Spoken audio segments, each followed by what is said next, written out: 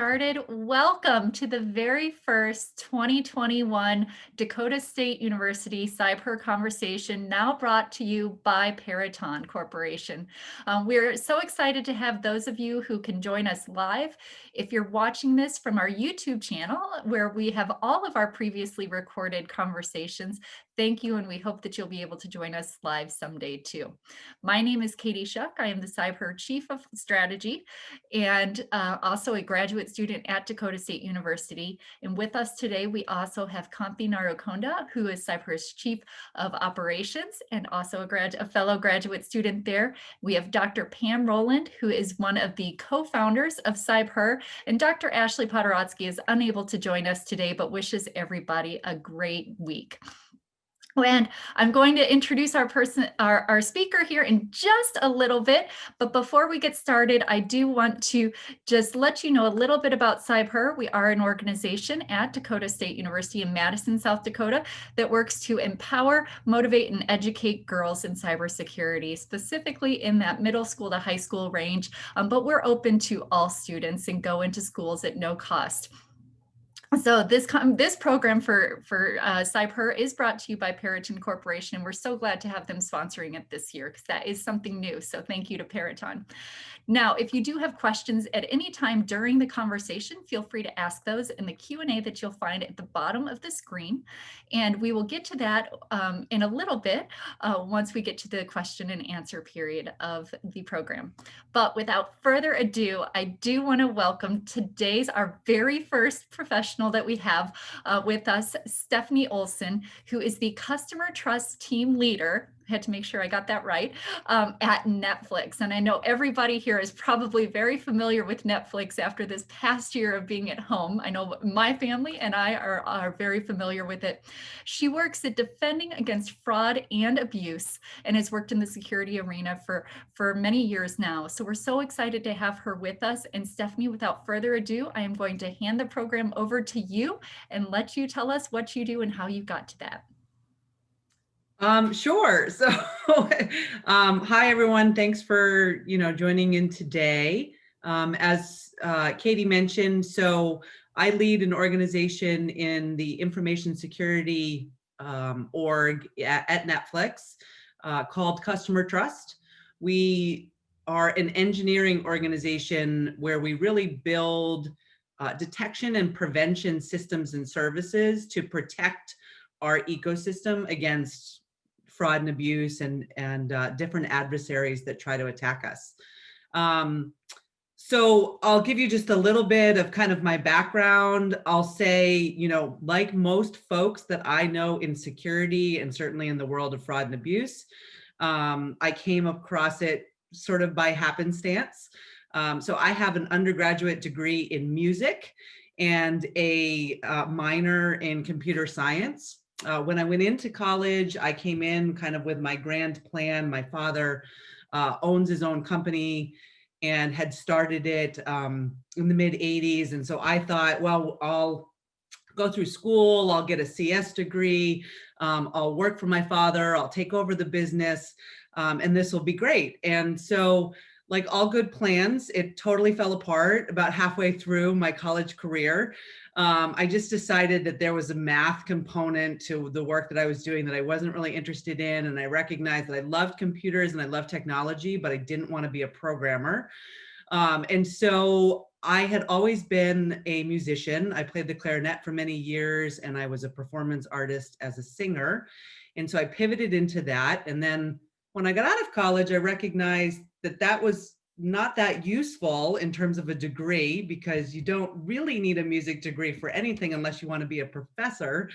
And I didn't want to be a professor. So I spent the next actually 7 years working for my father, and I navigated through a variety of different opportunities there. It was a really great chance for me to explore all kinds of different fields. It was a small software development company where we were building signature verification software for banks. So I was wearing sales hats, I was wearing web design hats, I was wearing vendor management, I was doing event planning, I was doing a lot of different things.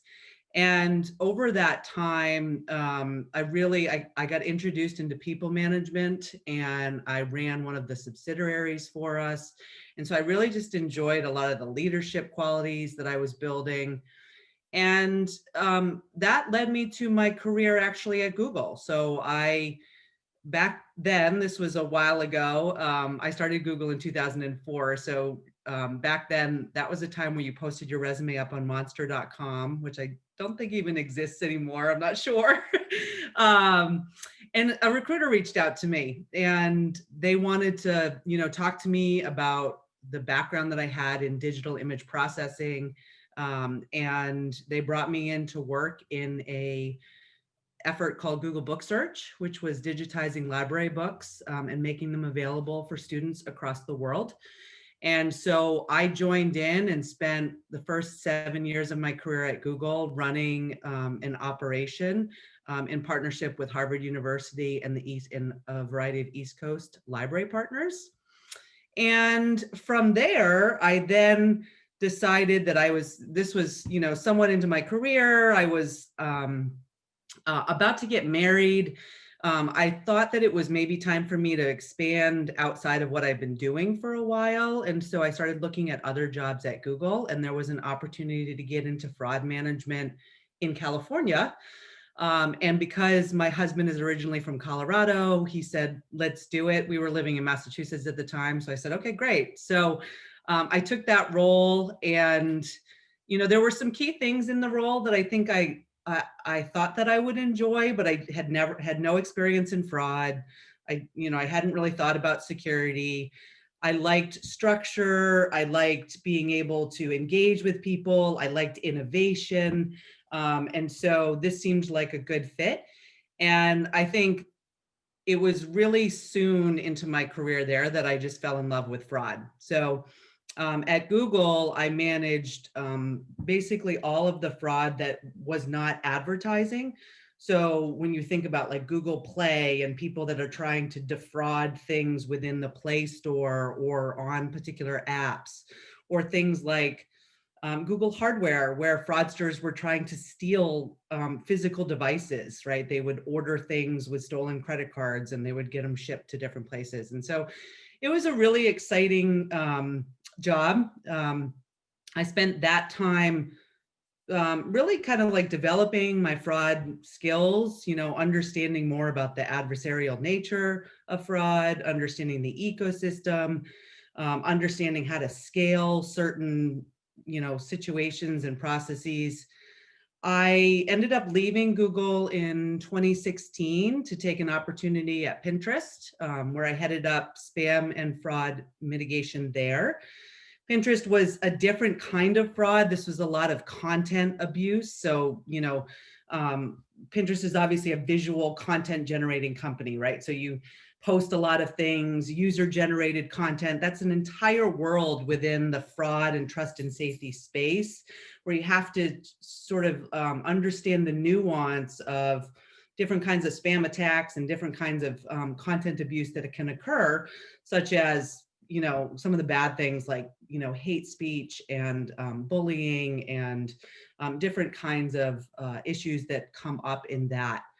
So I probably moving from Google to Pinterest was the first time that I had really made like a conscious decision in my career on what I had wanted to do next, right? Up until then, it had sort of been this happenstance of like, oh, I got into fraud. I like it. I really enjoy what I'm doing, but I essentially was driving my career up and out. I just was like, I want to go up the ladder and I want to go out, right? And so just show me things, let me learn, let me try to figure out what's going on. And the opportunity at Pinterest was the first strategic choice that I made about really going to a company that was heavy growth, that had a lot of opportunity for me personally to develop. I ended up leaving that company about 2.5 years in to take the opportunity at Netflix. And again, coming to Netflix was a strategic move for me. It was really about, how do I balance out my skill sets? How do I take what I've learned and really be able to like break into areas that I haven't necessarily been able to have extensive experience in. And so Netflix is a place where I manage an engineering organization, which I hadn't done before. So this was a, exciting time for me to kind of pull everything together, working with product, defining new customer experiences, helping to mitigate fraud in the service, and really just, having a great time learning a lot and also being able to bring a lot of my, skills forward. So that's where I am now. I'm not planning on leaving anytime soon. I really enjoy my job here. And yeah, I think that's probably a little summary of my career in a 5 minutes or 10 minutes or however long I took there. Thank you. We are so glad to have you here. You are our first guest this year. So, we have a few questions from our audience already. Well, so you worked with fraud and trust and so on. So are you able to talk about your most interesting case like ever? Since you've worked in Google and Pinterest and now Netflix, is there a case that you've thought this is the most interesting thing ever? Sure. Yeah. I mean, I've worked on a lot of really interesting things. The thing that I love the most about fraud, which is sort of like odd to say, is that it is very surprising how creative fraudsters can be. So they very much take on the hat of trying to like blend in with all your good users. They don't really want to stand out, but they also do really, really creative things. And so I think for me, the most interesting it's hard to pick just one, but if I go back to my days at Google, when we were launching Google hardware, and we were about to be selling Google phones, as well as some other, Google hardware that they had launched. I think it was like some Chromebooks and things like that. We hadn't had a lot of experience even at Google selling like physical goods, right? Being able to actually like manufacture them and put all the devices together and then actually sell them out. And so but it was also a time where the company was really focused on like getting phones into the ecosystem, right? Trying to get that out. So we were really also focused on not trying to put a lot of controls in place because we wanted to make sure that phones were able to be distributed widely and they weren't being caught on a lot of fraud controls. And so in that, we had some level of visibility into metrics and whatnot. And there was a particular case where, so the way that it used to work at Google was the fraud team was within our trust and safety organization. And then we also had a trust and safety team within the legal organization that actually collaborated directly with law enforcement, which is something that, since that time, a lot of companies have merged those things. That's something that I, deal with directly now at Netflix. But at that time, it was two separate teams.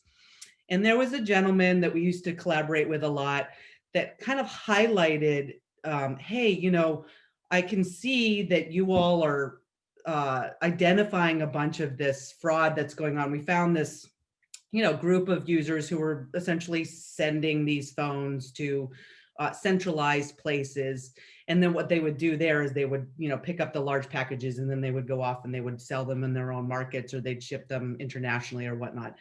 And from our perspective, we could see these pockets happening, but we didn't actually recognize that they were collaborating with each other.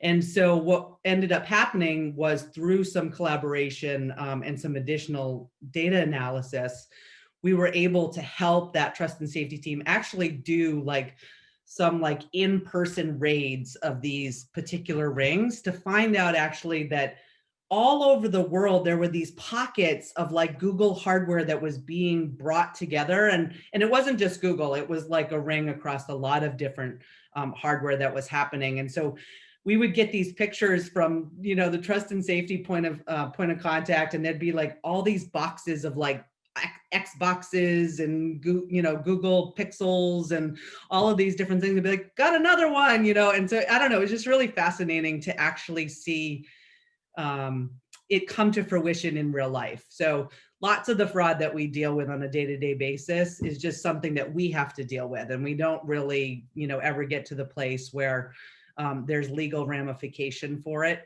And so to see that actually come out was like really interesting, right? To know that like we actually got the bad actors, right? Like we really got them. So Ultimately, that's the goal. That's what we want. We want to catch the for bad sure. guys. So that's awesome. I have a question. So you've transitioned from Google to Pinterest and now to Netflix. Is the environment or is the work that you do differ a lot between the three companies then? So there's definitely a common theme, I think, amongst the work that I've done over the last 10 years. So, in the world of fraud and abuse, there's some pretty standard attack vectors. So if you're dealing with some kind of method of payment, you're likely dealing with stolen, credit cards, or you're dealing with accounts that are being taken over. And then if you're dealing with a lot of content or like user generated content, things like on Pinterest where you post a pin there and things like that, then you're dealing a lot with content moderation and kind of all of those similarities. But the fundamentals behind those things often occur in very similar ways. So in other words, there's tooling that can happen that a fraudster doesn't necessarily just go after one type of attack vector, right? They'll do many different things, because at the end of the day, the most important thing to a fraudster is to make money. And they don't care if they do that by posting a bunch of pins that you click on and they get 10 cents a click, or they take over a bunch of accounts and they sell them all on the dark web and they get $1 an account, right? So they don't really care fundamentally what they do. And so one of the big themes I would say across my career is I've always focused on how to scale identifying all of those attack surfaces, right? And so I've always focused on this issue, this attack vector is going to be massive. So how do I find a way to look at this mass activity and be able to shut it down? So, and then I think even some of the attack vectors have been pretty consistent. So for instance, account takeover is something since like the first day that I arrived at Google in that job, I've managed for the company. So it's like, I've always had some similarities even within the particular vectors. Awesome.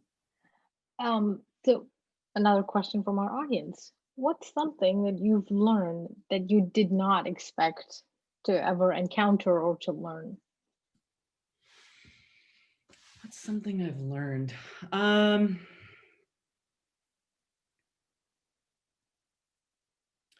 Well, I think as I've gotten more tenured in my career, I've recognized like the importance of the people that I work with around me. And that's not to say that early in my career I didn't appreciate people that I worked with, but I didn't realize how important it was going to be. Now, granted, I'm in leadership, so of course my team is like my number one priority, and my peers are extremely important to me. But it's also, even outside of just direct people management, the people that you work with are the people that support you on a day-to-day basis, that help you get work done, that share their stories. Some of us spend more time with our coworkers, maybe in a pre-pandemic world where we're actually going to an office, but some of us spend more time with our coworkers than we do with our loved ones, right? And so it's really important to me, and something that I would say over the last maybe 7 to 8 years, I've really been extremely aware of the importance of the people around me. And it's also been part of my career development, right? Like as I've gone in, I have really leaned into jobs that I think will provide me the opportunity, but I've also really leaned in with people that I think I'm going to enjoy working with, right? So I think when I was perhaps earlier in my career, I would have maybe put that aside and said, no, well, maybe I just won't work with that person that much, or I can adapt it a little bit. And now I don't do that. Now I try to surround myself with people that, really are going to make all of our experiences great. Awesome. Um, have you ever had any, or have you ever worked on any case, a big case, small case, that affected a lot of people? It could be a Google, Pinterest, or now at Netflix. Yeah, so I worked on a case once where, so I was working with the FBI, and they were pursuing essentially a criminal ring that was scraping for stolen credentials, right? So when there's a data breach at some company, it doesn't matter what the company is, company X, those credentials then, instantly get sold to fraudsters, to other people, whatnot. And then those compromised credentials then provide fraudsters opportunities to obviously log in not only to those accounts, but likely to other accounts, because people reuse their passwords quite often across websites, which you shouldn't do, by the way. You should always use a password manager. But anyway, so as that happens, there's a wide scope, I think, for impact that can occur to people, right? So it's not just about all the people on your particular service, but it's also about the people that were attempted to be, taken over on your service, but then also have stolen credentials that will allow fraudsters to log into other services, and perhaps even services that contain very important information like retirement accounts or bank accounts or things like that, right? So being able to like clean out accounts because you now are logging in and that company doesn't have a great security posture. So I did work on a case where there was a ring, and it's interesting about the other interesting thing about fraud is that fraudsters are really a community. So I once saw a talk from Brian Krebs, who Krebs on Security is kind of a famous blog, and he embedded himself with some fraudsters, and he was kind of talking about how there's this whole like family like culture and ecosystem within fraudsters. So in this particular case, what was happening is like the father was kind of the ringleader, and he was creating this legacy for his sons where they were also stealing credentials and creating websites to sell these credentials on the dark web.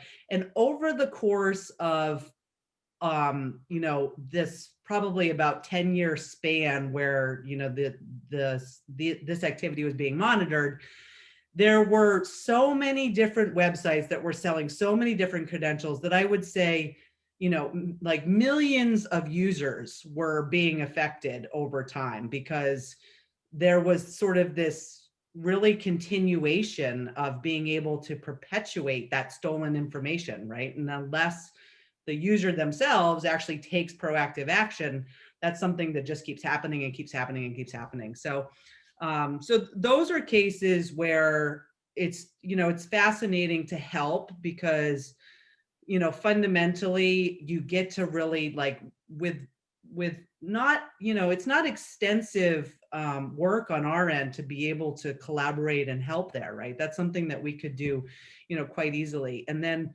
we're able to actually make meaningful differences to customers, not only for Netflix but also for other services and stuff, right? Which is another reason why I work in this field, is I really enjoy knowing at the end of the day that I helped people Like, even if they don't know that I help them, I know I help them, and I know my team helped them. And that's like that's a good feeling at the end of the day. I like that. So is there a particular skill set that a person has to have, or maybe a personality type to work in this field and in this fraud detection and kind of field? Yeah. Well, so one of the things that regularly occurs in the world of fraud is, sort of the fire attacks, right? So you're constantly, fraudsters never sleep, they're awake all the time and they're always attacking things. And so that can create a lot of stress for people who are not comfortable in high pressure situations. And it can also create a lot of, I guess maybe just a lot of burnout if you're constantly trying to just focus on putting out those particular fires. And so I think one of the things that makes somebody very successful in this is if you can handle a lot of pressure, right? Like handle a lot of pressure, be able to take a step back and really be like, okay, I know this is happening, but the company's not, going down from this. So let's like think about what's the right approach, what's the, the right step and whatnot. So that's definitely one thing I've found over time, that people that love this world handle pressure very, very well. I also think it's important to be able to put yourself in the place of a fraudster, like really be able to think about, well, what would I do? Like, why would I do a certain something? Not everybody actually can think that way, and they can't necessarily think that through.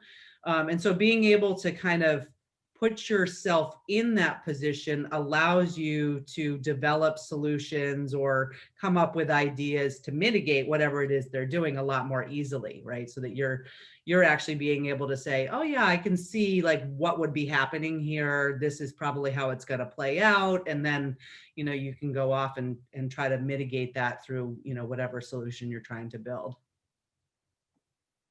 So it involves some kind of, or a little bit of creativity even on your part then, to be able to guess what they would do next. For sure. For sure. Yeah. I mean, I think one of the other things in the world of fraud is like innovation, right? So fraudsters are always innovating. And so fraud professionals should always be innovating, right? So it's a constant learning thing. I mean, this past year has been really challenging for so many people for so many reasons. But one of the additional reasons it's been really challenging is kind of the lack of in-person conferences, the lack of networking. And in the fraud world, that's been such a big part of my life, is really networking with other people and talking about ideas and what people are seeing. In the world of fraud, we collaborate all the time with companies that could potentially be thought of as competitors, but we're on the fraud side, we're on the security side. And so for us, we have the same battle, right? Like we're not fighting for something that the product side is looking for, right? And so that's a great community to be part of, but it's also really challenging to continue those conversations. But innovation and creativity is certainly really important to be successful. We do have quite a few questions, but unfortunately we're almost out of time. So I will wrap up the Q&A with one last question. What advice do you have for the young people or for the audience that's watching this session right now? Yeah, I mean, honestly, my biggest piece of advice is try something before you realize that you don't like it, right? Because if I look back at my career and say, oh, did I like plan it all out and go and do all the things I thought I would do and I knew everything when I was in high school or when I was in college? Hands down, no, right? Like, I mean, here I am 25 years later after college and I'm still learning, but I've taken a lot of different paths along the way. And I've tried so many different things to be able to hone in on the key things that I really love about my job and my career and working with people. And so that's the advice I give to everybody is like, if you think that there's a possibility you might like something and you're given an opportunity, then like take it, go take it, try it out. And if it doesn't work out, it's okay, right? You can always pivot. I mean, people pivot in their jobs all the time. So that's my advice. That is wonderful advice. And I know I have learned from even the experiences that I didn't like into helping me figure out, okay, I don't like that. And you check it off because there are things that you think you will really enjoy. And then you're like, not so much. So great. We are so thankful for you and grateful that you were able to come and join us today and to just provide so much information about your career field, how you got there. And we can't say thank you enough. Now, for everybody who is watching, I am launching a quick poll that we ask if you can fill it out. That just helps give us a little bit of an idea about who is watching and about the people participating in our CybHER programs. We also hope that you will join us next week when we have Carmen Marsh, who is the CEO and managing partner of Intelligenca Incorporated. An interesting fact about her, she graduated from a university in Sweden. So we'll be crossing the pond just a little bit with her, but you won't want to miss that. So be sure to go to our website at cyber.org/cyber-conversations to get more information and to register. Also, be sure to follow us on social media. We are on Facebook, Twitter, Instagram, and you can subscribe to our YouTube channel where, as of this Friday, this conversation should be posted, and you can find other conversations as well as many, many videos on cybersecurity. So we hope that you'll go there and subscribe. And if you are a high school student, we are still accepting applications and registrations for our upcoming Gen Cyber High School Camp. You do have to be a U.S. citizen for that, but we hope that you will join us for that camp that will begin mid-February. Thank you again to Stephanie for joining us, and we wish you all a wonderful day. Have a great week.